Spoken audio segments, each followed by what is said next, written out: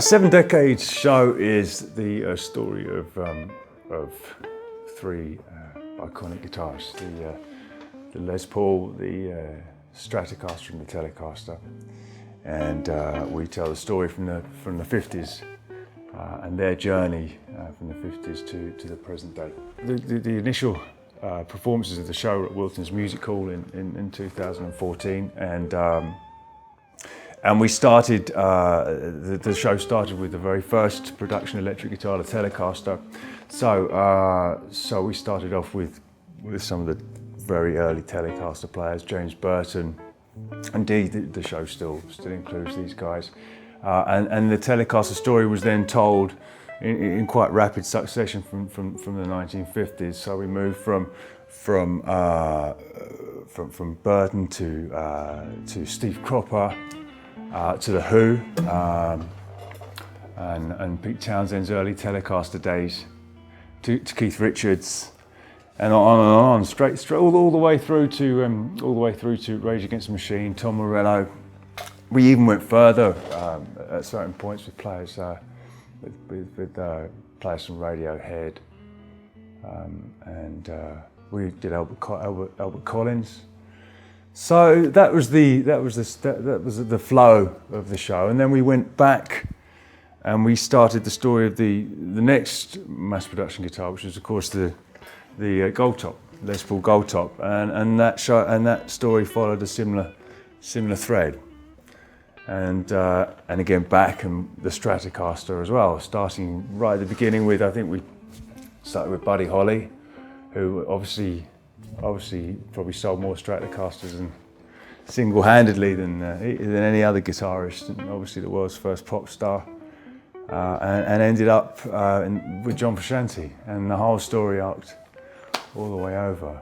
So it was a real celebration of the vintage guitars that we have and we collect and we're passionate about, and that's very much where the foundations of the show lie.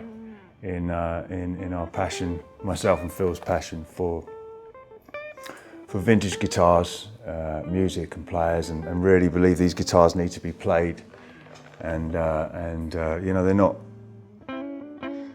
they're not pieces of art that hang on walls. You know, they need to be played, and they need to be played loudly, and that's what our show aims to do.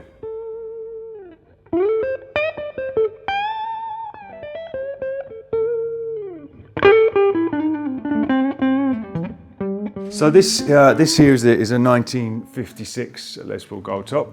So the last year of P90s before they moved to humbuckers. So a really significant year.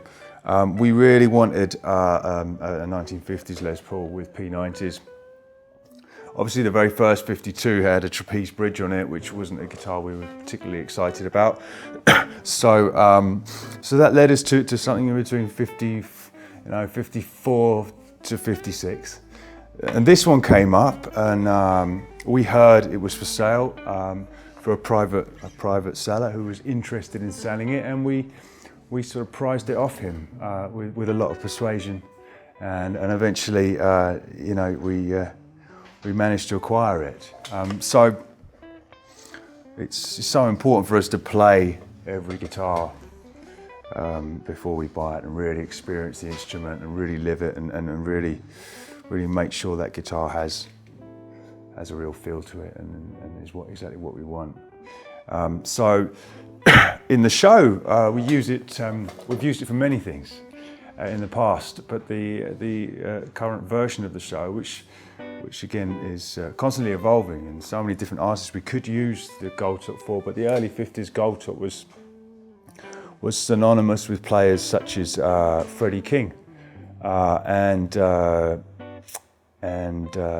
Guitar Slim, Eddie Jones, who we cover in the current version of our show, and we play Things I Used to Do, which was one of the first big hits for the Les Paul Goldtop, one of the first ever hits, and so we use it for that, and for Sister Rosetta Tharpe as well, because she was an early Goldtop player, and a lot of these players used the Goldtop because it was a flashy guitar, and it showed people that they'd done well. You know, they were a success, so they could afford a Goldtop, and there it was in gold. And so it was very much a status symbol for many of these guitarists and artists who came up from the South and had to make good.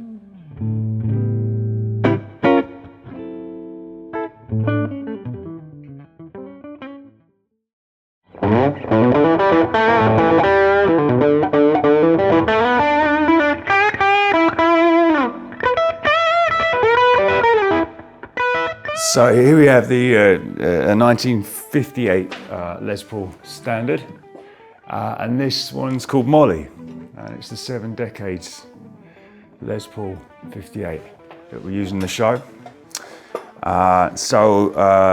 Obviously it's a big guitar for anyone, very special guitar. So we took a lot of time searching for this one, and everything had to be right. All the planets had to align pretty much to make this guitar work out for us, and we were really keen on a 58. In previous shows we've done, we've used 59s, and obviously all amazing, but 58 was what Phil and myself had our hearts set on. And we also had a pretty strict criteria for what we were looking for. The guitar was purchased to use in the show and for 7 decades and everything we do. So we, you know, for our show, for all our social media output, for everything that 7 decades is about, this guitar was going to play a massive role in everything we do, and it does every day of the week. We're using this guitar. So when we looked for the right burst for us, we needed to find a guitar that A was complete, original, and B, a guitar that we could play and we could use, that we didn't feel that it was a guitar that we didn't want to take out its case or we didn't want to share with people. You know, for us, a massive part of what we do is share our guitars with people, and seeing other people play them is a huge enjoyment to us. We wanted a guitar that we really could share and enjoy, and others enjoy as well.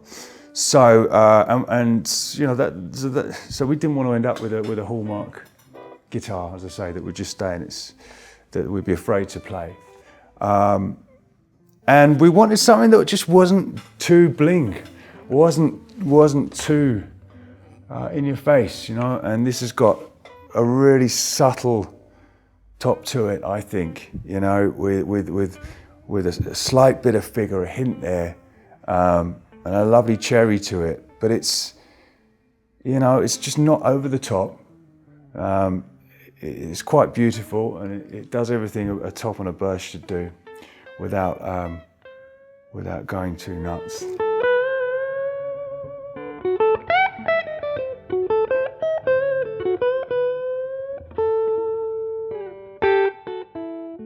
It mainly comes down to the neck, you know, and what you prefer. You know, what you prefer. I mean, 58 necks for me are chunky, they're a bit wider, and certain ones I play I feel more at home on. As you go through towards 60, then the necks get a lot slimmer. So neck profile is a really big thing for me.